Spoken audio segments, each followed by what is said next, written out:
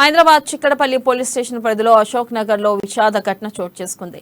తరంగిణి girls హాస్టల్లో రత్నకుమారి అనే యువతి సూసైడ్ చేసుకుంది. విషయం తెలుసుకున్న పోలీసులు ఘటనా స్థలానికి చేరుకుని పరిశీలించారు. మృతదేహాన్ని పోస్ట్ మార్టం నిమిత్తం గాంధీ హాస్పిటల్ మార్చురీకి తరలించారు. ఆత్మహత్య చేసుకున్న తరంగిణి ఆమె గదిలో కాకుండా పక్క గదిలో ఉరివేసుకుని ఆత్మహత్యకు పాల్పడింది.